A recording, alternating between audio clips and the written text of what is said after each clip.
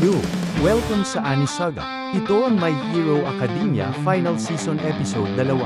Ihanda na ang hype dahil lalong umiinit ang laban ng mga bayani at kontrabida. Sa simula ng episode, pinapakita sa atin ang young version ni All Might habang nagbabasa siya ng hero comic kasama ang kanyang nanay. Kasabay nito, naririnig natin ang voice-over ni All Might na nagsasabing, "Kapag tumingin tayo pabalik, makikita natin ang lahat ng daan na tinahak natin." Ibig niyang sabihin, kapag napaisip ka ng malalim, babalik lahat ng mga alaala. At yung mga moment na yun, ang tinatawag niyang origins. Pagkatapos noon, makikita natin si All Might sa kanyang kabataan, nakatingin sa likuran habang pinagmamasdan ang daang nilakyer niya. Para sa kanya, napakahalaga ng landas na yun, isang simbolo ng kanyang pagkatao. Pagbalik sa eksena, bumabalik tayo sa laban. Dito, si Hercules ay sumabog at si All for One ay nagliliwanag ng matindi. Akala ni All Might na talo na niya ito. Pero hindi pa pala. Si All for One ay galit na galit at handa ng gumanti. Habang duguan at halos wala ng lakas si All Might, handa na si All for One para sa final blow, pero bigla siyang nanginig at natigil. At doon na pumasok ang wild card, si Stain. Sabi ni Stain, lahat ng dugo ay pula, tama ba? Sinubukan niyang tingnan kung pulang-pula rin ba ang dugo ni All for One. Nilasahan niya ang dugo sa bato. At dahil doon, nanghina at di makagalaw si All for One. Sabay binigyan niya ng senadorya si All Might, "Halika, tapusin na natin to." Habang naghahanda silang dalawa, makikita natin sina Todoroki at Iida na kausap ni All Might. Sabi ni All Might, wala na siyang masyadong oras, kaya kailangan nilang mabilis kumilos papunta sa Ganja area. Sila raw ang last hope ng mga hero, kaya buong tiwala niya ay nasa kanila. Humandar agad ang engine ni Iida, at habang umaalis sila, napansin sila ni Stain. Sinusundan ni Stain ang mga bakas ng laban, mga lugar kung saan nakipaglaban si All Might. Hanggang sa makita niya ang mga patak ng dugo. Inamoy niya ito, at nalaman niyang ito nga ay dugo ni All Might. Hinahanap niya talaga ang dugo ni All for One, at nang makita niya ito, agad siyang nagtungo sa lugar ng labanan. Doon, pinanood ni Stain ang buong laban. Alam niyang kahit gaano kalakas si All Might, mahirap niyang talunin si All for One. Alam din niya na kapag natikman niya ang dugo ni All for One, hindi na siya kayang pigilan ng kahit sino.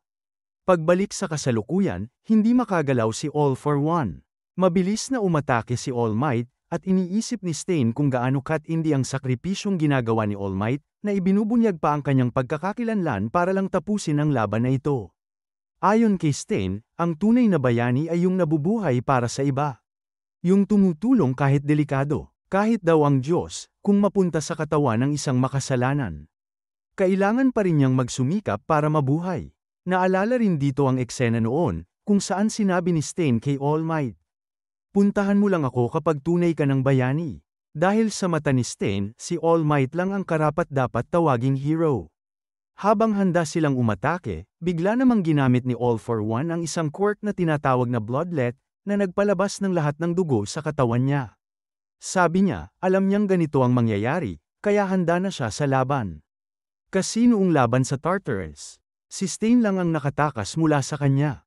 Hinawakan ni All for One si Stain at ginamit ang antigen swap para maibalik muli ang dugo sa katawan niya.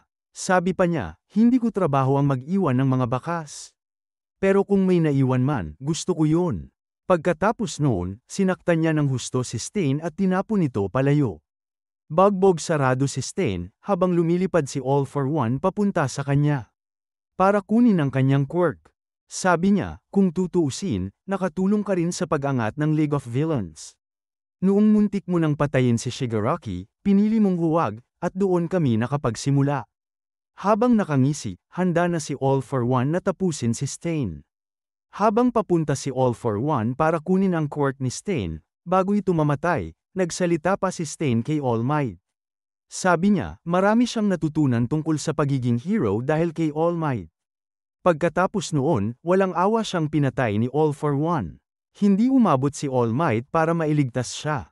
Pagkatapos, sinubukan ni All for One na tirahin si All Might, pero dumating si Hercules at naging shield niya para protektahan siya. Katulad ni Stain, sinabi rin ni Hercules, All Might, manalo ka at mabuhay. Pagkatapos noon, nakita natin si All Might sa isang eksenang kaharap ang kanyang master. Sinasabihan siya nitong tumayo, pero alam ni All Might na imahinasyon lang ito, ginagawa niya lang ito para palakasin ang loob niya. Lumitaw din doon si Naitei. Hindi niya maigalaw ang kanyang binti, kaya napatanong siya sa sarili kung kaya pa ba niyang lumaban. Naalala niya ang sinabi ng ina ni Deku noon, na huwag siyang mamatay, at protektahan at palakihin si Deku ng maayos. Naalala rin niya si Deku mismo, na nagsabi sa kanya, mabuhay ka, tingnan mo ako. Isang araw ako rin ang magsasabi ng OEM here, at gagamitin ko ang kapangyarihang iniwan mo. Dahil doon, muling tumayo si All Might. Sa isip niya, hindi pa tapos. Hindi pa ako patay. Habang sinasabi niya yun, ngumiti siya ng isang matinding ngiti, yung klaseng ngiti na punong-puno ng determinasyon. Samantala, ipinakita rin ng Sky Coffin na patuloy pa ring bumabagsak. Dahil sa dami ng duplicate ni Twice, sobrang bigat na nito. Sa paligid, unti-unti nang naglalaho ang iba't ibang kopya, nawawala na sila na parang alikabok. Ipinapaliwanag ni Hatsume na pwede pa raw nilang itaas muli ang Sky Coffin at paliparin ulit ito. Habang tumatagal, papalapit si All for One kay Shigaraki. Nasa range na siya nito. Sabi ni Sukauchi, kahit paano ay nagawa ni Midoriya na pigilan si Shigaraki sa close range, isang bagay na halos imposible. Pero dahil malapit na si All for One, at dala pa niya ang Sludge Quirk, maaari na niyang hilahin si Shigaraki pabalik sa kanya. Unti-unti nang nawawasak ang balanse ng laban. Balik kay All Might, sinabi niyang baka kaya pa niyang lumaban kay All for One, at muling sumigaw para hamanin ito. Sa puntong ito, plano ni All for One na tuluyang hilahin si Shigaraki papunta sa kanya upang matapos ang transfer ng maayos, kahit wala si Deku. Ngunit biglang ipinakita si Shigaraki, lumalabas ang sludge sa bibig niya. Galit na galit siya, at sumigaw, huwag kang makialam sa amin. Sa isang iglap, naputol ang koneksyon nila ni All for One. Alam ni All for One na mangyayari ito, pero imbes na mainis, ngumiti pa siya. Ayos lang, sabi niya, pupunta na lang ako sa kanya. Pagkatapos ay lumipad siya papunta kay All Might. Si All Might naman, kahit sugatan, ay nakangiti pa rin. Kasunod nito, ipinakita ang laban ni Deku. Sa kabilang eksena, pinapakita kung paanong kinuha ni All for One si All Might, itinataas siya at tinutukso pa. Ang pangit ng mukha mo, All Might, sabi niya. Tingnan mo kung anong klaseng hero ka. Ikaw ang dahilan kung bakit naligaw ang mga batang ito, akala nila alam nila ang tama. Samantala, habang patuloy ang laban ni Shigaraki at Deku, sinabi ni Shigaraki kay Deku, dapat mong puntahan si All Might. Iligtas mo siya. Tinulak pa niya si Deku, parang pinapalayas. Habang busy ka, pupunta ako sa kanila, at tatapusin ko silang lahat. Nakita ni Deku mula sa malayo si All for One, bitbit si All Might na parang laruan. Napatigil siya, bumalik sa isip niya lahat, ang mga araw ng training, mga payo, at lahat ng ginawa ni All Might para sa kanya. Ngayon, nakikita niyang halos patay na ito. Napuno ng galit si Deku. Tiningnan siya ni Shigaraki at ngumiti. Akala ko hindi ka iiyak, sabi niya, pero umiiyak ka pala talaga. At doon, nagpatuloy ang kanilang matinding labanan. Sabi ng narrator, dahil gusto talagang maging mabuting tao ni Deku, at sa nakikita niyang kalagayan ngayon ni All Might, unti-unti na ring nanghihina ang loob niya, parang pati kaluluwa niya ay nauupos na. Sa totoo lang, ganun nga ang nangyayari. Halos hindi na makagalaw si Deku, sugatan at pagod. Habang tinitingnan niya si All Might sa ganung kalagayan, naaalala niya lahat ng mga sinabi nito, na kahit mawalan siya ng quirk, may paraan pa rin para iligtas ang mga tao.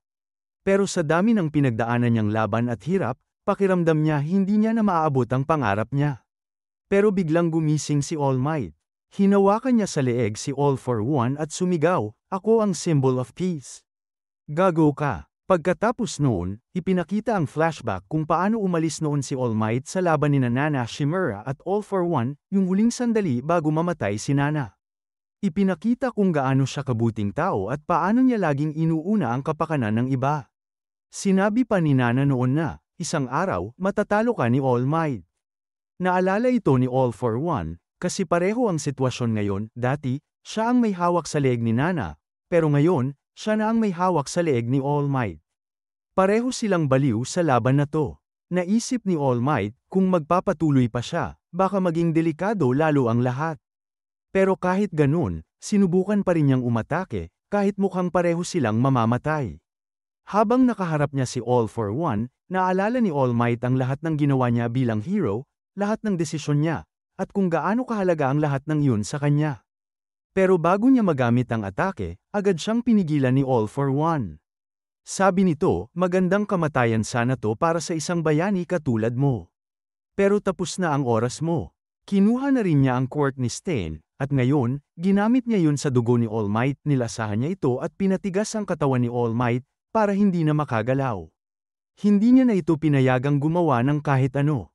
Habang ginagawa niya ito, tinutokso pa ni All for One si All Might. Nilalay niya ito sa harap ng lahat, at nakikita ng buong mundo ang nangyayari. Sa kabilang banda, ipinakita si Gentle Criminal na nagawang patatagin ang Sky Coffin kahit papaano. Pero biglang may sumabog, nasira ulit ang coffin. Tumigil ang mga engine, at mag-isa na lang si Gentle na pinipigilan itong tuluyang bumagsak. Habang nangyayari yun, dumating ang mga fighter jets mula sa Amerika, ang parehong grupo na tumulong kay Star and Stripe. Direkta nilang inatake si All for One. Pero wala, isang iglap lang, binura silang lahat ni All for One na parang wala lang. Samantala, patuloy pa rin ang laban ni Deku at Shigaraki. Pero ramdam ni Deku na parang nakabitin ang kaluluwa niya sa buhay ni All Might. Tinitingnan niya ito mula sa malayo, at hindi niya maiwasang mag-alala. Ipinakita rin ng mga tao sa buong mundo na nanonood sa livestream. Hindi nila kayang tingnan ang sinapit ni All Might, lahat ay nagdadasal na sana mabuhay pa siya. Alam nilang kapag namatay si All Might, magbabago ang buong panahon ng mga hero. Dahil dito, sinubukan ni Deku na tumulong at iligtas si All Might. Biglang, boom, may sumabog sa Sky Coffin. Isang malakas na pagsabog, at mula roon, tumayo si Bakugo. Grabe, si Bakugo, buhay at nakatayo na. Pagkatapos noon, ipinakita si All Might na nakatingin mula sa malayo kina Deku at Bakugo, dalawang estudyante na ngayon nagpapatuloy sa kanyang layunin bilang mga bayani. Isang napakagandang simbolismo ng pag-asa at pagpasa ng apoy. Hawak ni Bakugo ang lumang trading card ni All Might, at mula pa noon, fan na fan talaga siya ni All Might. Sa totoo lang, baka mas idol pa niya si All Might kaysa kay Deku. Nakita ito ni Deku at napangiti, ng galit at inspirasyon. At doon nagtapos ang episode. Sobrang nakaka-excite at nakakakilabot. Ang daming emosyon. Hindi na makapaghintay ang lahat sa susunod na episode, kung saan makikita natin si Bakugo laban kay All for One. At yan ang My Hero Academia Final Season Episode 2. Kung gusto mo pa ng ganitong anime recaps, subscribe ka lang dito sa Ani Saga, tuloy-tuloy pa tong mga epic na kwento. Kita tayo sa next episode.